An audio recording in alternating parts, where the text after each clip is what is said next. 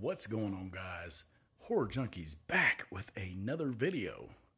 Today, I'm going to review Five Nights at Freddy's. You see, I'm mixed on this movie quite a bit, actually, just because first thing I find wrong with this movie is there's not enough blood, not enough gore. I know this is based off of a video game, which I know very little about. I know about it, but I've never played it, so it's kind of not that big a deal for me. I do, however, like how they went and made this like a Chuck E. Cheese, which is really cool, I thought. Really cool concept with this. Um, the special effects, the animatronics were really good with this. I absolutely enjoyed that part. The cinematography was great. The way they shot this movie, everything about it was really decent on the shooting aspect. The script was a little just a little bit. Um, it's slow moving at first.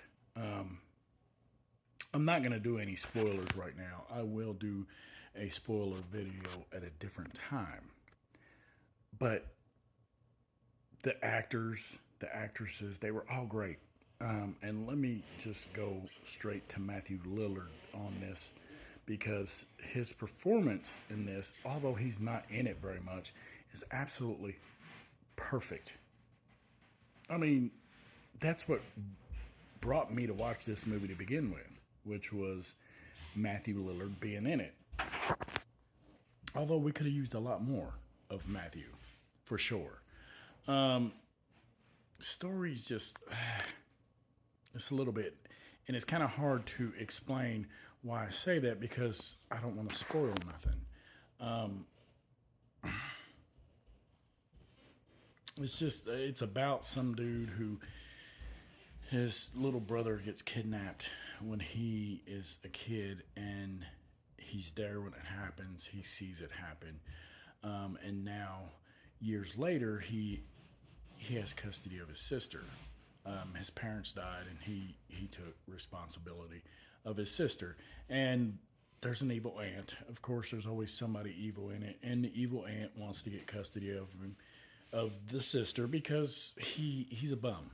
Let's just put it this way: he doesn't work, and he even says that he's not fit to be a parent. So they're it's almost like child protective services telling him to get a job, and that's what's going to help you.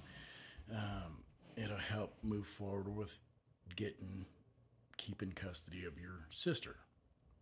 So that's when he gets, that's where Matthew Lillard comes into play, where he is I guess, the temp service guy who forks out the jobs. He sends him to Freddy's to be a security guard. He forewarns him that there's some things he needs to look out for. He doesn't go into detail, but he basically doesn't want to scare the guy off. The cop in this movie, you can tell kind of right off the bat there's something strange with the cop. She tries to tell him things that she doesn't really go into detail. She kind of hiding something. You can tell. It's right off the bat. That's exactly what you catch when it comes to her character. And so, honestly, without saying too much, because you'll ruin it. But the biggest problem I have with this movie is there's no gore, and it had a lot of potential for some gore in it. I think it lacks that. It lacks a little bit more clarity on the story part of it. But actually, it was enjoyable. It kind of loses you in the story. You're like, it's kind of getting kind of dumb, and then it sucks you right back in, and you're like, okay, I'm back in it. I'm ready to go. So, like I said, the gore, the story's a little, the story will lose you a little bit. Um, but it draws you back in, like I said.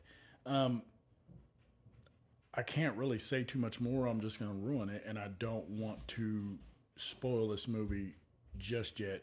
I don't want this to be a spoiler video. I want people to go out and watch this movie. It's actually better than I expected it to be. But right off the bat, my rating for this movie is going to be a 5.5, just because the gore factor was not there. The storyline could have been a little bit better. Um, it was made off a video game, a janky video game at that. Like, I've seen the game. I didn't really care enough to play it. Um, but I mean, it was decent. I've seen worse. Just put it that way.